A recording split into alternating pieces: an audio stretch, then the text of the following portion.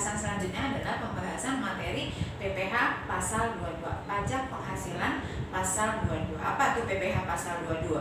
PPh pasal 22 adalah PPh yang dipotong atas beberapa transaksi. Ya, jadi di sini lebih menekankan kepada dengan siapa bertransaksinya. Ya, jadi kalau untuk PPh pasal 22 lebih mengkhususkan kepada dengan siapa nanti bertransaksinya. Antara lain di PPh 22 dibahas ketika si WP badan, ya, karena PPh 22 bertransaksinya dengan WP badan. Jadi WP badan bertransaksi dengan beberapa instansi, antara lain adalah instansi pemerintah atau biasa dikenal dengan bendaharawan, ya. Bendaharawan, kita bertransaksi dengan pemerintah, yang melakukan pembayaran adalah bendaharawan. Nah, itulah di PPh 22 lebih menekankan kepada kita bertransaksi dengan siapa.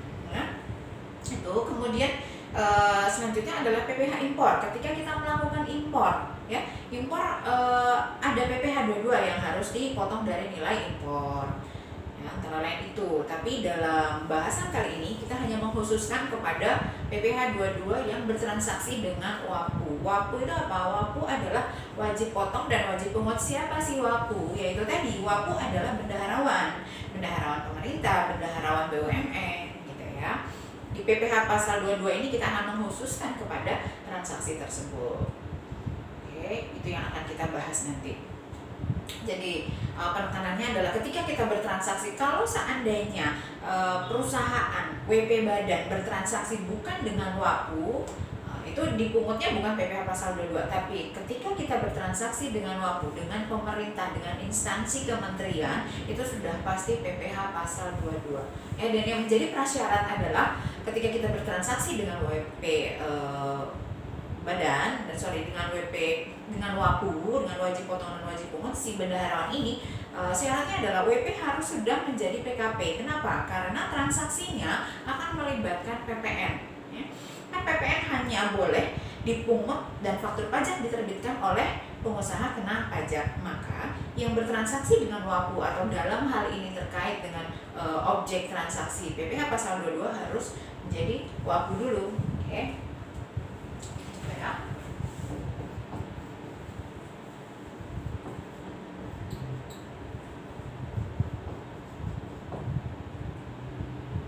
PPh 22 dia harus dengan WAPU, baru dia tertransaksi dengan, dia harus PKP dulu baru bertransaksi dengan WAPU. Kenapa harus PKP dulu? Karena di sini ada masuk unsur PPN. Transaksinya harus transaksi yang mengandung unsur PPN. Artinya begini, kalau seandainya kita orang pribadi pengusaha atau wajib pajak badan yang belum PKP bertransaksi dengan PKP masih dimungkinkan. Tetapi kalau kita yang belum PKP bertransaksi dengan WAPU, itu nggak bisa, ya. Jadi harus PKP dulu. Kenapa? Karena ada unsur PPN di sini. Transaksinya adalah transaksi yang melibatkan atau terutang PPN, dan PPN hanya boleh dipungut dan diterbitkan faktur pajaknya oleh PKP. Terus gimana dong kalau seandainya kita WP badan mau bertransaksi dengan WAPU tapi kita belum PKP? Artinya belum memenuhi syarat, satu syarat, artinya kita masih di bawah peredaran bruto, kita masih di bawah 4,8 M dalam 1 tahun pajak. Bisa nggak kita jadi PKP? Iya, kita harus mengajukan PKP dulu. Mengajukan PKP untuk bertransaksi dengan WAPU, walaupun WP badan dimaksud masih ada dalam area peredaran bruto dalam 1 tahun pajak di bawah 4,8. Jadi WP badan tersebut harus mengajukan permohonan menjadi PKP karena transaksi dengan WAPU yang terutang PPh pasal 22 ini harus menjadi PKP dulu. Ya, jadi kalau badan yang belum PKP nggak bisa. Kenapa? Balik lagi, dia harus ada terutang PPN-nya. Oke. Ya. Kalau kita perbedaannya apa sih PPh dengan WAPU ini, ya? Transaksi PPh 22 ini yang membedakan dengan PPh pasal 23 gitu ya. Dengan WP badan yang bukan WAPU adalah terletaknya di mana? Terletak di PPN-nya, ya. Kalau seandainya WPA di sini, ya. WP badan di sini PTA bertransaksi dengan BUMN-B. Dengan BUMN-B di sini harus PKP, maka si PTA ini menerbitkan faktur pajak kepada BUMN. Di sini ada faktur pajak. Kenapa? Karena transaksinya transaksi yang terutang PPN.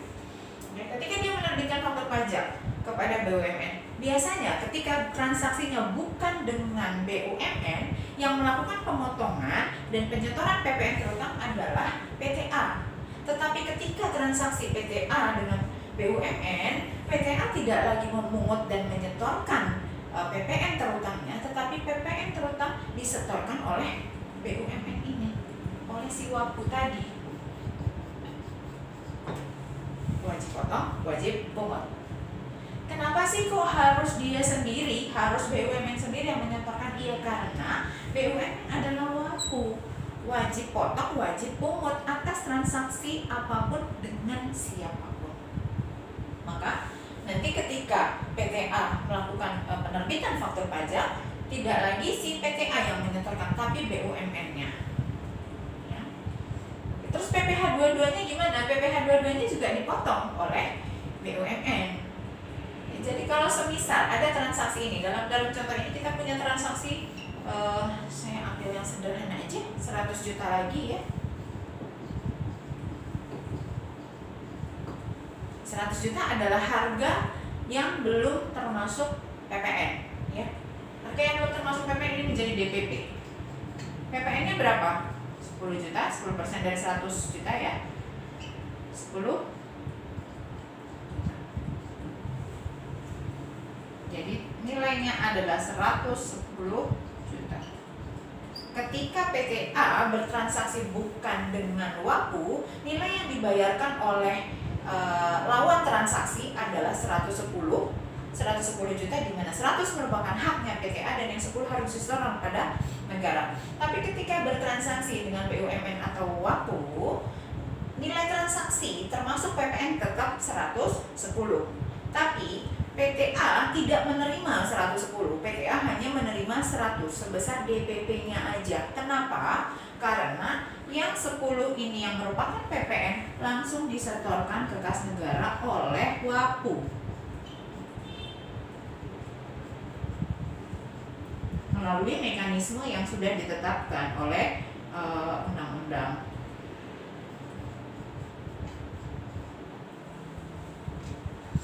Ya, demikian. Terus letak PPh 22-nya di mana? Letak PPh 22-nya dipotong sebesar 1,5% dari 100 juta. Kalau gitu PTA akan terima berapa? PTA akan terima 100 juta dikurang, ini adalah DPP-nya, kemudian di sini 1,5% dikali 100 juta,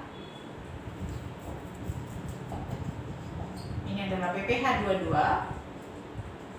Maka nilai nanti yang akan diterima oleh PTA adalah 100 juta dikurang 0,5% kali 100 juta. Ini nanti nilai yang akan menjadi haknya si PTA. Ya, perbedaannya, kalau transaksinya bukan dengan WAPU, PTA akan menerima sebesar 110 juta tanpa dipotong PPh pasal 22 karena penyerahannya adalah barang kena pajak. Tetapi kalau dengan WAPU tetap dipotong 1,5%. Ya, maka yang akan diterima adalah DPP dikurang dengan PPh pasal 22. Pasal 22-nya tarifnya adalah 1,5% kali 100. Ya, demikian. Jadi yang membedakan PPh 22 dengan PPh 23 dan PPh lainnya adalah spesifikasi dengan siapa bertransaksi. Itu yang perlu dipahami. Jadi supaya lebih gampang mengingat kita bahwa 22 adalah transaksi-transaksi yang sifatnya khusus, ya, dengan WAPU, impor, ya, atau transaksi dengan pengepul. Tapi kali ini kita bahas WAPU aja. Oke, jadi kalau kita bingung ini PPh 22 ini apa, atau ketika kita bertransaksi dengan A, B, C, D, ini terutang PPh pasal berapa? Ya, tapi kalau dengan WAPU udah pasti itu adalah PPh pasal 22. Dan untuk lebih memudahkan kita mengingat bahwa ketika bertransaksi dengan WAPU itu terutang PPh pasal 22. Kalau bukan dengan WAPU bisa jadi terutang PPh pasal 23 sepanjang yang bertransaksi adalah badan dengan badan. Kalau bertransaksi dengan WAPU sudah pasti badan dan harus PKP. Badan belum PKP nggak bisa, harus PKP dulu, mengajukan permohonan dulu. Ya. Demikian PPh pasal 22 penekanannya adalah di situ, berarti Nanti apa dong yang akan diterima oleh si PTA sebagai bukti bahwa dia sudah dipotong? Ya, PTA akan mendapatkan surat setoran pajak PPh pasal 22 yang sudah divalidasi. Artinya pemerintah sudah, BUMN sudah menyetorkan PPh pasal 22 yang dipotong dari PTA. Bisa dikreditkan? Bisa. Sifatnya tidak final dan bisa dikreditkan. Ya. Kemudian bagaimana dengan PPN-nya? Demikian juga dengan PPN.